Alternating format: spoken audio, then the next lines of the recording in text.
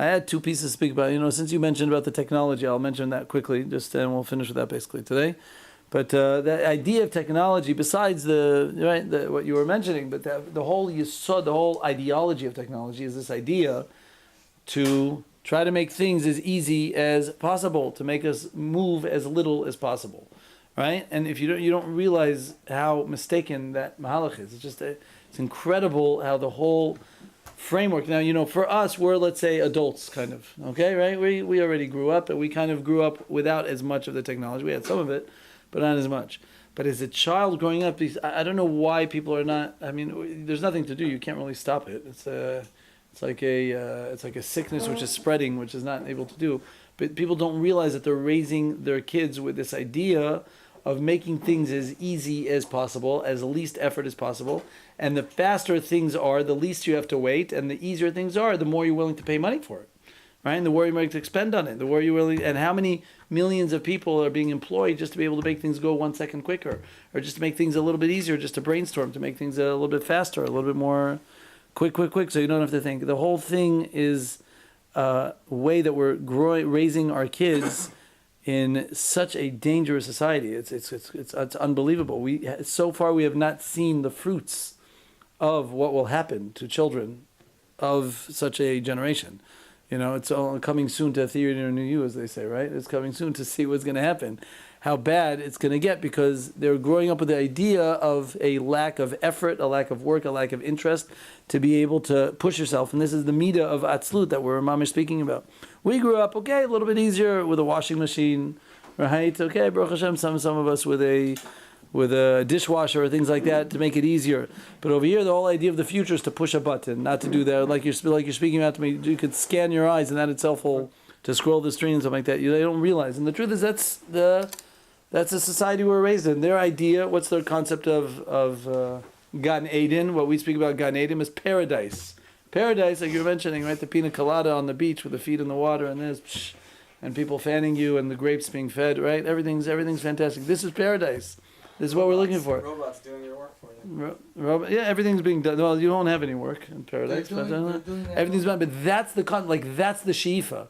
By us, our concept of Gan Eden, right? One day we'll get to it in the Ikarim. We're going to speak about Tchiyat HaMeitim and Gan Eden. But our concept of Gan Eden has nothing to do with not doing anything. Adarabah, you're going to be learning in a Beit Midrash. I told you once. I think I said it once, right? Gan Eden and Gehenim is the same place. It's a Beit Midrash. For some people it's Gan Eden. For some people it's Gehenim, right? That's what it is. Right? And our concept is not necessarily things are going to be easier. It's going to be the reason why it's such a fantastic phenomenon is, like the Rambam writes, you're connected to Ziva Shechina. You have a connection to HaKadosh Baruch Hu. You find it's a feeling that's unbelievable. Someone ever felt such a certain high feeling one time. You have that high feeling on a permanent basis. You don't lose it. It's a certain type of high, a connection to HaKadosh Baruch Hu. There's nothing, you can't even speak about such a feeling. It's nothing to do with, because we're not doing anything and now I can stop, I can quit my job, right? I can go on pension, right? It's a shame, once you go on pension, the guy's 65 and he dies 2 years later. It's always depressing, Finally got his pension, he's off and he lost it, right? But that's the problem. When your whole drive is only for being relaxed, you never end up getting relaxed. You're always looking to you always end up getting to a dead end. It's a problem. It's a certain way. A person doesn't realize that there's no meaning in life. It's just the whole meaning is just to not do anything. And if your whole meaning is not to do anything, then you don't end up finding any direction in life. Like I said, it's very depressing. There's a lot of people, they do for their pension, and some people even work those extra few years in order to get the higher pension, right? Sometimes 60, they're 65, there's even a little bit higher. They do the extra years, and then you know what happens, right? Feel bad, but then they drop dead. And then what was all that for? It was just like such a waste. It's like such a funny thing. Their wife outlives them by several years. Oh, so she gets to enjoy it. And Lisa, yeah. Really what happens is the kids get it most of the time. I even know a story of a certain person, not a religious person necessarily, and he was also working. He could have got a very nice pension plan, 65 years old, and that. But he said, you know what? He's going to work the extra years, get a little bit more extra money, and also he said it'll be good for the kids, or whatever it was. He worked the extra 5, 6, 8 years, or something, until he died, basically working. He never went on the pension plan. He had a lot of money in his pension. He had a nice amount for that afterwards, and his kids were Yorish it. They inherited it. But because there was so much money, there was so much machloket between them, they were killing each other. They don't speak to each other. All the kids don't speak to each other now.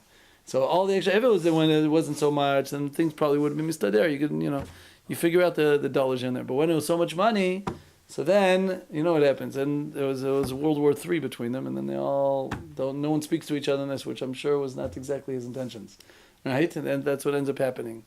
So a person's got to know what are you here for? A limited amount of time that you haven't. Don't waste it when the time is not to be wasted. You understand? That's what he speaks about. Ma'ir, Matorah, and Avoida. Eventually, ad Sof. Okay, we had two other pieces to speak about. Hopefully, we'll speak about next time. I hope we'll be able to finish next time. Bezrat Hashem.